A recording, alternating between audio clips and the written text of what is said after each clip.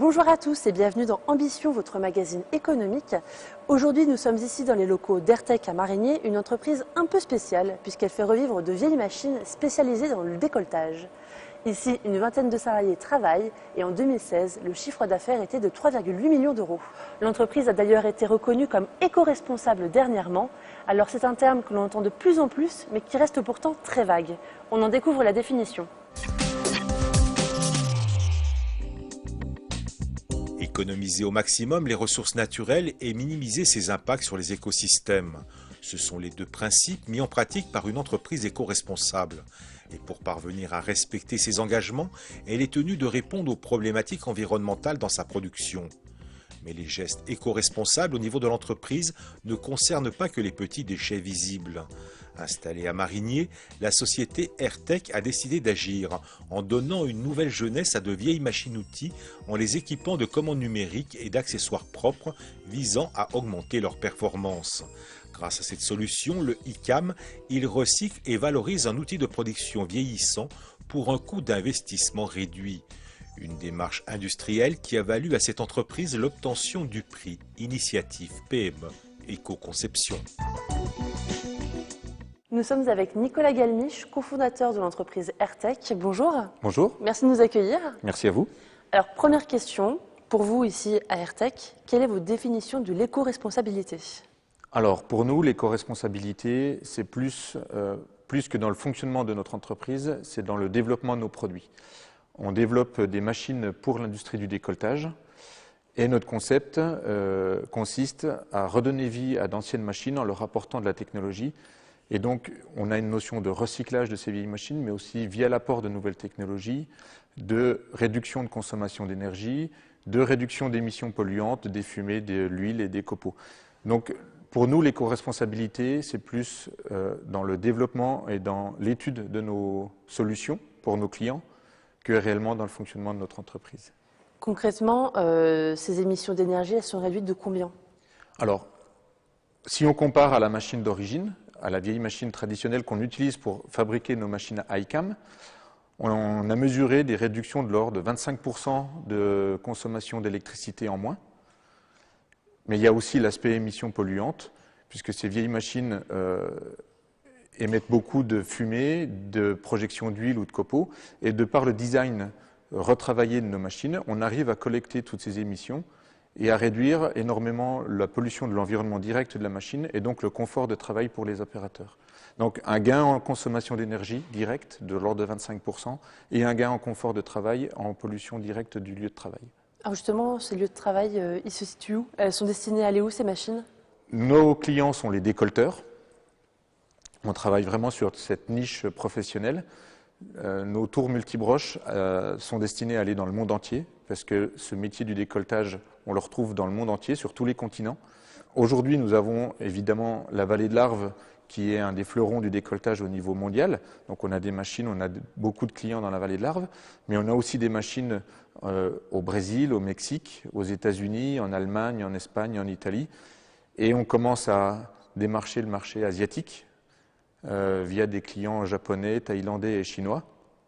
Et pour eux, d'investir dans des technologies éco-responsables, c'est réellement un atout majeur pour l'avenir.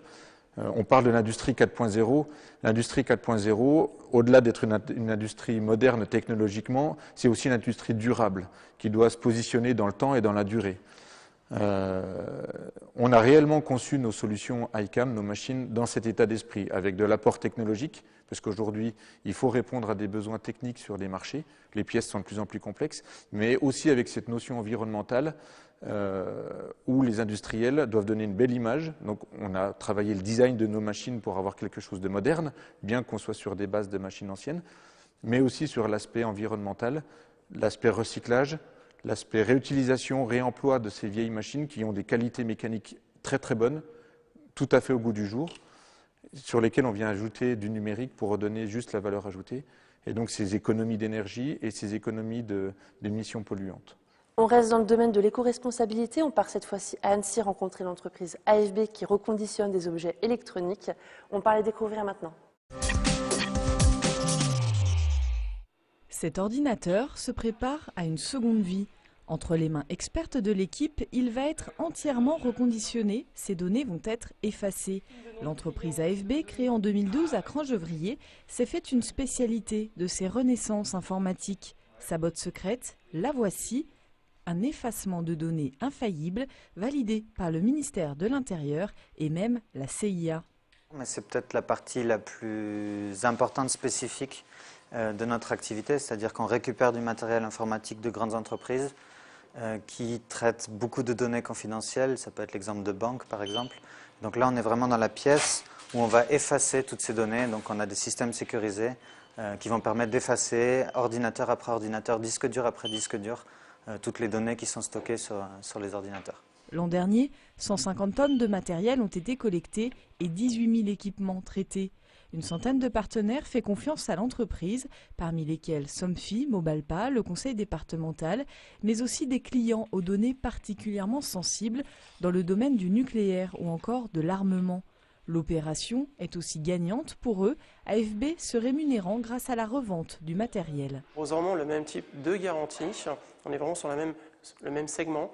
C'est simplement que le client va retrouver donc des produits en gamme professionnelle qui ont l'avantage d'avoir une meilleure durée de vie, qui vont avoir aussi un autre avantage, c'est d'être beaucoup plus résistant que sur une gamme non professionnelle. Vertueuse pour l'environnement, l'activité de l'entreprise l'est aussi humainement. AFB est une entreprise adaptée où 80% des salariés sont en situation de handicap. Elle est aussi l'une des rares entreprises à but non lucratif en France. L'intégralité des profits réalisés est réinvestie. Le statut existe en Allemagne. On peut être une entreprise à statut commercial, à but non lucratif, ce qui n'existe pas à ma connaissance en France. C'est un tout, ça correspond à ce qu'on appelle aujourd'hui la RSE, la responsabilité sociétale des entreprises. C'est vraiment l'envie de faire quelque chose d'utile, donc tout en faisant son travail classique, puisque c'était ma formation à l'origine, c'est apporter finalement sa petite pierre à l'édifice, que ce soit sur la partie écologique ou sur la partie aide à des personnes qui ont parfois des difficultés à trouver un emploi. L'emploi de proximité est aussi une priorité. Dans cet esprit, de nouveaux partenaires isérois ont approché AFB. Leur matériel n'est pas traité ici à Crangevrier, mais dans une structure nouvelle où 7 nouveaux postes ont été créés près de Grenoble. Une troisième entité est aussi en cours de création à Caen. Vous reconditionnez ces machines, mais vous les vendez comme des machines neuves ou d'occasion finalement? Alors, ce ne sont pas que des machines reconditionnées. Le rétrofit de machines existe déjà, c'est une activité qui existe depuis plusieurs années. Nous, on va bien au-delà. On a déposé cette marque iCam parce qu'on vend notre concept comme une machine neuve. Au-delà du rétrofit, on ajoute des fonctionnalités numériques, on ajoute de la technologie qui en font une toute nouvelle machine. Les caractéristiques de nos machines sont bien supérieures à celles de la machine d'origine et les possibilités offertes à nos clients en production permettent de répondre aux nouveaux besoins des marchés avec des pièces plus précises, plus techniques, des matériaux plus difficiles à utiliser, à usiner. Et nos machines, nos solutions répondent à ces problématiques-là, ce qu'un rétrofit standard ne permettrait pas de faire. C'est pour ça qu'on a déposé une marque, qu'on a redesigné les machines et qu'on fait ça comme des machines neuves.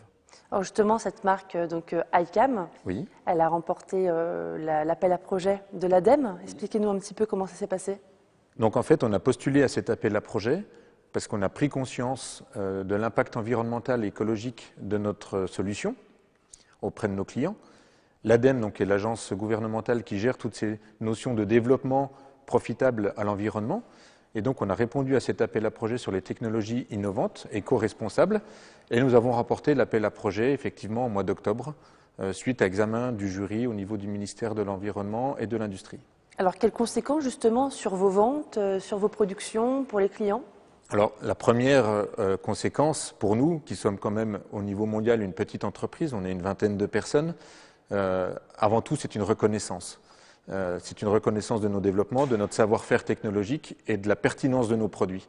C'est important pour nous en termes de communication, puisqu'il faut qu'on communique sur nos solutions, sur nos produits à l'échelle mondiale, puisque notre marché s'étend bien au-delà de la vallée de l'Arve, et cette récompense nous apporte cette crédibilité. D'autre part, l'appel à projet est accompagné d'une subvention qui va nous permettre aussi de continuer le développement et d'aller plus loin dans le concept pour réutiliser un maximum de pièces de la machine d'origine et d'aller plus loin encore dans les solutions pour les économies d'énergie. Et justement, les personnes qui voudraient investir dans ces machines ont elles aussi une aide ? Alors aujourd'hui, oui, la région Auvergne-Rhône-Alpes a mis en place un programme d'accompagnement des industriels qui veulent avoir une démarche éco-responsable et améliorer justement l'environnement de production. Donc une aide existe sur l'investissement dans les technologies sobres et propres. Et grâce à notre label ADEME, nos machines, nos solutions sont labellisées et rentrent tout à fait à 100% dans ce programme. Donc les clients qui veulent investir dans nos technologies peuvent être subventionnés à hauteur de 15% sur l'achat de la machine. Alors, dernière question, la prochaine étape? Alors pour nous, la suite, c'est l'optimisation de notre développement grâce à la subvention qu'on a touchée de l'ADEME, où on va pouvoir aller plus loin dans les économies d'énergie, l'ajout de nouvelles technologies sur nos machines.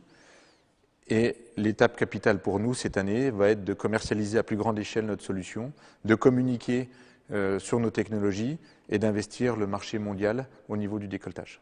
Merci Nicolas Galmiche d'avoir répondu à mes questions. Merci à vous. Merci de nous avoir accueillis ici. Merci. Et puis on vous souhaite beaucoup de réussite dans vos projets. Merci beaucoup. Maintenant, place à la Minute Actu. On s'intéresse cette semaine à l'équipementier hôtelier Boss Équipement situé à Moutier. Après une année de déboires et d'incertitudes, ils ont enfin retrouvé un repreneur. Je vous propose de développer cette information. En 2016, le groupe Boss Équipement était placé en redressement judiciaire. Au mois de décembre, Christophe Beuck, à l'époque président du groupe, nous faisait part de la situation. Les collaborateurs sont inquiets par rapport à cette procédure qui est en cours, mais restent tous très mobilisés pour sauver leur entreprise. Il y a quelque chose de magique dans cette entreprise, c'est cette montée en puissance des employés au moment où on a besoin de toutes les forces possibles, de toutes les forces vives. L'entreprise a été sauvée. C'est le soulagement à Moutier pour les salariés de l'entreprise Boss Équipement. Plus de 110 emplois vont être maintenus grâce au rachat de la société. Le repreneur n'est autre qu'un concurrent. Expert Hôtel Group reprend donc l'ensemble du fonds de commerce et des actifs. 3 des cadres dirigeants de Boss sont associés au projet de reprise. En pleine saison, les ventes vont pouvoir continuer au pied des stations. L'entreprise conçoit et distribue des équipements de cuisine pour les cafés, hôtels et restaurants du département. C'est la fin de votre magazine économique. Merci à vous de l'avoir suivi. On se retrouve dans 15 jours pour un nouveau numéro d'Ambition. En attendant, retrouvez-nous sur les réseaux sociaux et sur 8montblanc.fr. À bientôt.